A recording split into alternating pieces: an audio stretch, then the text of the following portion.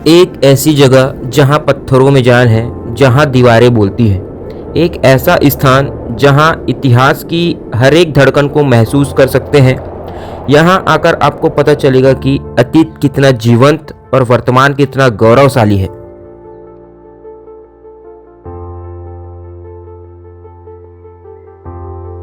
एक ऐसी जगह जहां इतिहास की धड़कनें सुनाई देती है, जहां समय की धारा में पुरातन की कहानियां बहती है।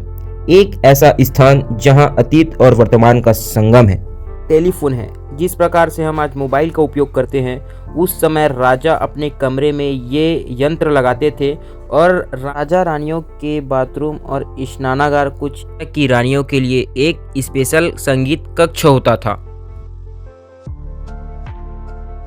चाइनीज पद्धति से विकसित दीवारें, वास्तुकला का अशोचनीय नमूना।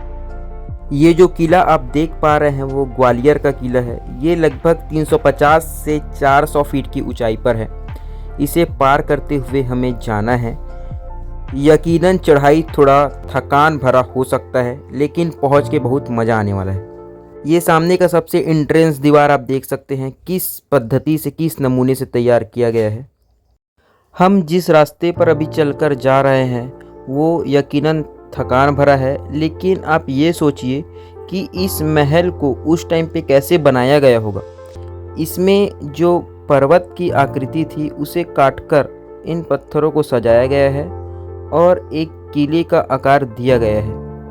हमारी प्राचीन वास्तुकला कितनी सुदृढ़ थी वो इसी किले को देखकर अंदाज़ा लगाया जा सकता है।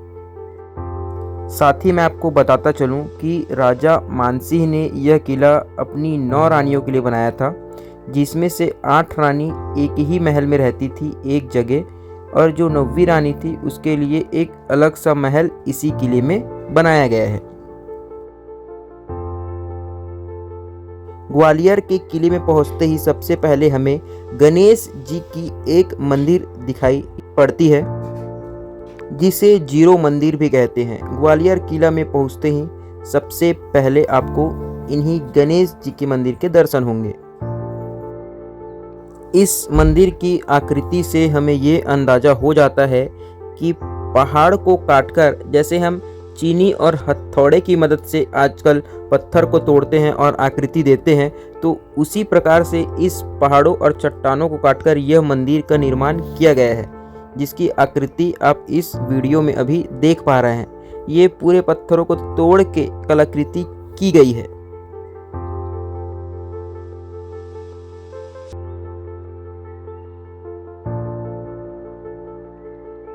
ग्वालियर के किले में प्रवेश करने के बाद मानसी किला में आपको शिव जी का 15वीं शताब्दी का एक पुराना मंदिर नजर आएगा, जिसे अकबर ने तोड़कर इसे मदरसे में परिवर्तित कर दिया था।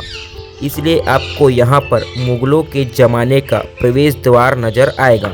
और बाद में जब जहांगीर गद्दी पर बैठा तो उसने इस जगह को कैद खाने में परिवर्तित कर दिया था। इस जगह पर जहांगीर ने जो 52 राजा टैक्स नहीं दिया करते थे और सिख धर्म के 6वें गुरु हरगोविंद साहब जी को इन खंभों में बांधकर सभी को जंजीर में बांधकर कैद करके रखा था। बाद में गुरु हरगोविंद ने सभी 52 राजाओं को उनकी कैद से छुड़वाया था। शिव मंदिर के सामने आपको ये 80 खंभों वाली बावड़ी नजर आएगी।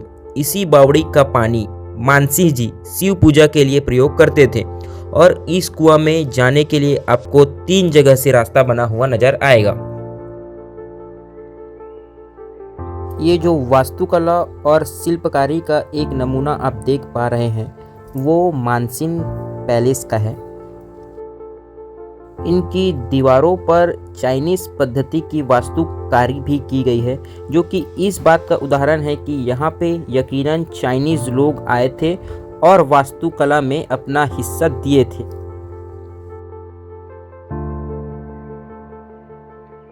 देखिए, किले के अंदर जाने के लिए रोशनी के लिए यहाँ पे रोशनदान बनाया गया है। यह किले का एक ऐसा भाग है जहां से राजा अपने पूरे साम्राज्य को यहां से देख सकते थे कि कुछ गतिविधि कहां पे क्या हो रही है। देखिए, यह एक टेलीफोन है जिस प्रकार से हम आज मोबाइल का उपयोग करते हैं, उस समय राजा अपने कमरे में ये यंत्र लगाते थे और रानियों, जो कि अलग अलग 9 रानियों के रूम में डायरेक्ट कनेक्टेड था, तो यहाँ से कुछ भी बात होती थी तो डायरेक्ट वो 9 रानियों के कक्ष में आवाज़ जाती थी।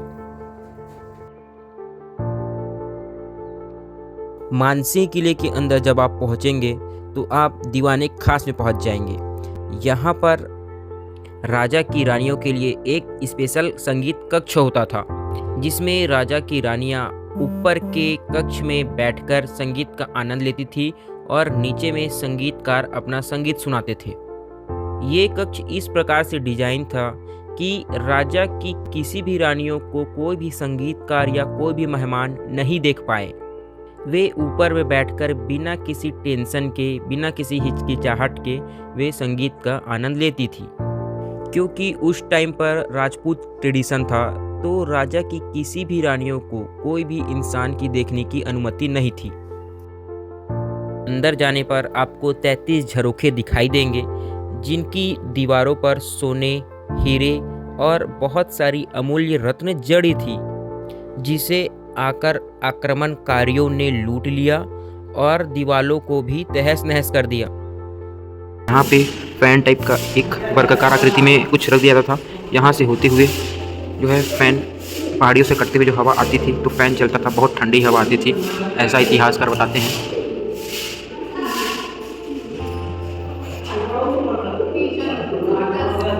और इसी बीच में कहीं पर इत्र और गुलाब से बना हुआ सुगंधित चीज़ रख दिया जाता था, जो हवा में होकर यहाँ से आती थी और ये रूम कितना सुगंधित और आरामदायक हो जाता था। मानसिंह पैलेस के ऊपर पहुँचने पर नज़ारा कुछ इस प्रकार से दिखाई देता है।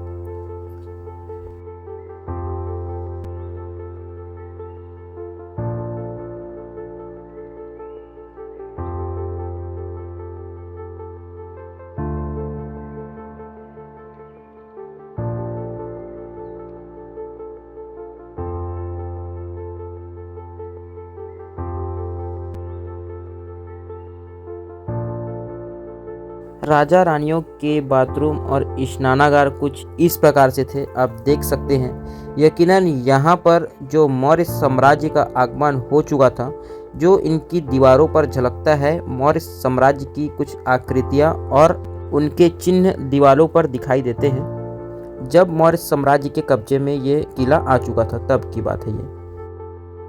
मानसी के किले में कैदियों को कैद में रखने के लिए ये बड़ी बड़ी कुंडी और लोहे के जंजीर लगी हुई थी। हम आज घरों को लॉक करने के लिए इसी प्रकार की कुंडी का इस्तेमाल करते हैं। आगे बढ़ने पर आपको चट्टानों में जो काट के बनाई गई ये किले की जो आकृतियां हैं, वो आपको इन चट्टानों को ही देखकर महसूस हो जाएंगी। देख सकते हैं किस प्रकार की चट्टानें हैं और कैसे इनका रचना किया गया है, ये अविस्मरणीय है।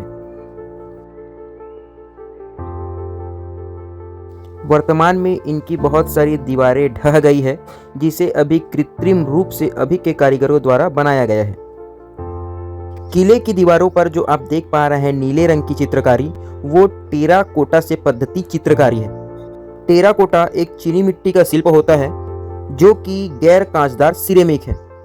500 वर्ष से अधिक हो जाने के बावजूद ये टेराकोटा अभी भी अपने वास्तविक रूप में है, ऐसा दिखाई पड़ता है। कहीं कहीं पे वे उखड़ से गए हैं, लेकिन जहाँ पे वे अच्छे से लगे हुए हैं वो काफ़ी सुसज्जित हो रहे हैं।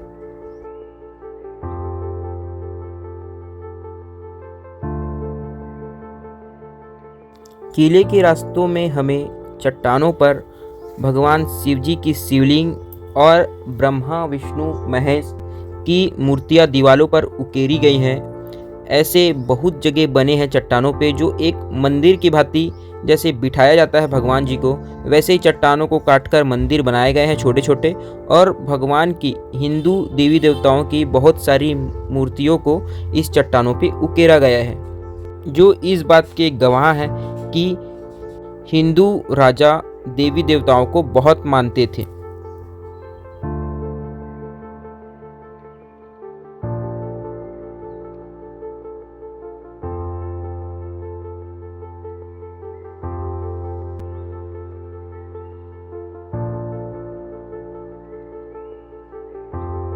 लगभग 100 फीट की ऊंचाई पे हमें ग्वालियर शहर कुछ इस प्रकार से देखने को मिलता है। टेराकोटा का बहुत अच्छा नमूना आप इस दीवारों पर देख सकते हैं। कितनी बहुत अच्छी चित्रकारी हुई है टेराकोटा पद्धति से।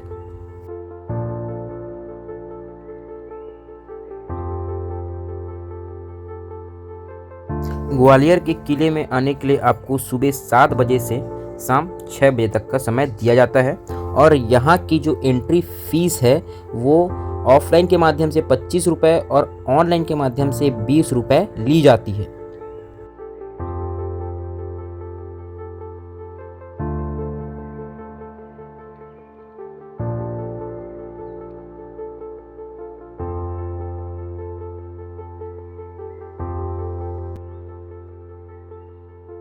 आखिरी में हमने विक्रम महल के दर्शन किए, जिसकी दीवारें काफ़ी जर्जर हो चुकी है और लगभग पूरी तरह ढह चुकी है। जो आज के कारीगर हैं वो इसे कुछ मरम्मत का कार्य कर रहे हैं, लेकिन विक्रम महल का जो असली जो महल था वो पूरी तरह ढह चुका था।